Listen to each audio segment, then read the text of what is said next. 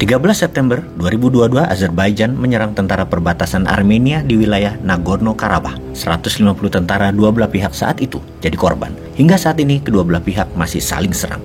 Ada apa? Apakah ada hubungannya dengan gas dari Caspian Sea, Laut Kaspia ke Eropa sedang dimainkan oleh Rusia? Sahabat, kita awali informasi kali ini dengan sebuah berita tentang Azerbaijan versus Armenia. Yang mana sahabat pasti bertanya, kenapa sih Bosman mesti menerangkan negara-negara yang tidak dikenal oleh banyak sahabat demi mengajari cara cerdas bernegara? Ini karena seorang Bosman mangkal dengan pemujaan atas siapa pejabat dalam 20 tahun terakhir. Tepatnya dalam 25 tahun terakhir, termasuk politisinya yang terbukti tidak membuat Indonesia menjadi negara superpower saat ini. Apalagi kalau masih dia lagi di tahun 2024. Nggak tahu lagi Indonesia mau dibawa kemana negaranya. Pastinya akan terus jadi negara mediocre.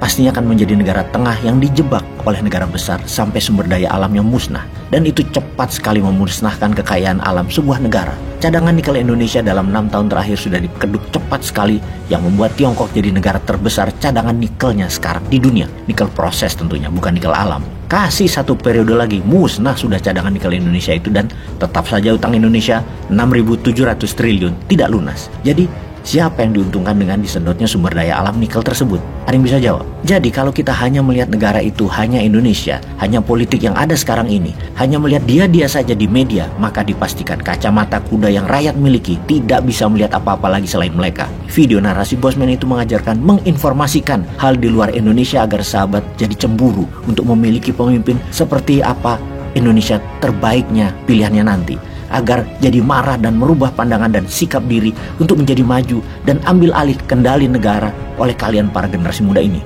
Capek sama yang tua-tua, bahkan Bosman ini nggak usah dipakai, pakai idenya saja, itu juga kalau dibutuhkan. Intinya harus berubah. Jadi sekarang kita jelaskan tentang Nagorno-Karabakh sebagai kacamata Indonesia belajar untuk menjadi global player nantinya.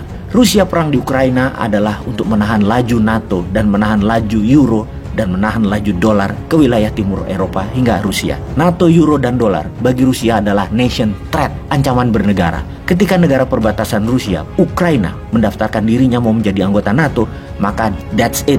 Rusia masuk menyerbu untuk menaklukkan dan mengambil Ukraina terlebih dahulu daripada diambil NATO, setelah mendapatkan persetujuan dari negara sekutunya, yaitu kamratnya, negara Tiongkok. Ukraina bertahan dengan dukungan negara NATO dan Amerika. Rusia di ranah Ukraina, perang militer. Di ranah Eropa, perang energi dan perang ekonomi.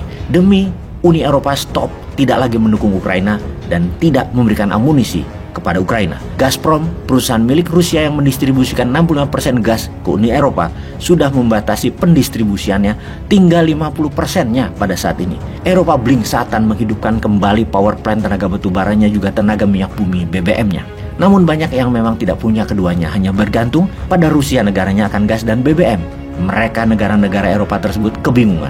Kita bicarakan lebih rinci strategi Rusia agar Uni Eropa takluk pada Rusia. Pertama, semua kaki para militer, para rebel dimainkan di banyak negara untuk membuat sebuah negara menjadi goncang dengan demo oleh para oposisi, atau seperti Catalonia yang ingin lepas dari Spanyol, mulai aktif lagi demo di mana-mana di Spanyol. Misalnya, di Italia juga, tokoh oposisi yang pro Putin kencang berkampanye yang akan merobohkan pemerintahan Italia kayaknya dalam waktu dekat.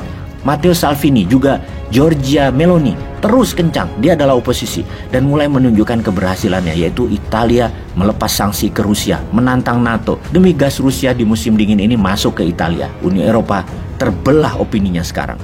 Kemudian negara Bulgaria, Rusia bermain cantik dengan mengoyak pemerintahan Kirill Petrov, ditumbangkan 2 bulan yang lalu oleh mosi tidak percaya di parlemen yang didukung demo besar di Bulgaria, diganti dengan Galap Donev yang pro-Putin. Pemilihan umum diadakan nanti Oktober 2022, sebentar lagi dapat dipastikan mensahkan kekuatan Galap Donev ini yang saat ini hanya menjabat sementara. Namun langkah Donev melawan NATO itu jauh hari sudah digaungkan dan akan melepas sanksi Rusia agar juga mendapatkan gas dari Rusia sudah dilakukan. Dan terakhir, negara ketiga yang melawan NATO dan Uni Eropa adalah Hungaria. Pemerintah Perdana Menteri Hungaria, Viktor Orban, yang telah menjadi pemimpin otoriter di Hungaria, merasa terhina dengan tuduhan korupsi oleh anggota Uni Eropa dan menahan uang pembangunan ke Hungaria, membuat Orban murka dan akan menjadikan Hungaria sekutu Rusia. Di tengah potensi kelaparan karena serangan heat wave di Hungaria yang merusak 50% pangan dan kekurangan energi karena 90% gas datang dari Rusia, Donev memilih melawan Uni Eropa. Informasi 3 negara Uni Eropa melawan sekutunya adalah langkah cantik Rusia berperang melawan hegemoni Barat. Dan langkah catur yang menarik berikutnya adalah Rusia, Nagorno Karabakh.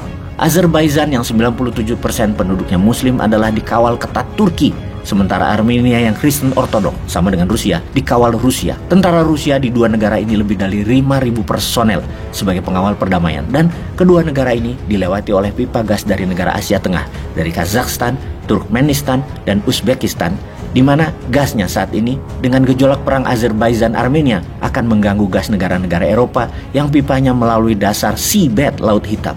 Kita lihat saja nanti nih strategi Rusia. Kedua bekas negara Uni Soviet itu diapit oleh Turki, Georgia, Rusia, dan Iran. Memang bukan wilayah strategis Eropa, namun buat Eropa ketar-ketir juga kalau perang berkepanjangan. Sahabat, semoga ke depan kita mendapatkan pemimpin kelas dunia ya. Dengan informasi seperti ini, setidaknya kita mikir milih mana nantinya.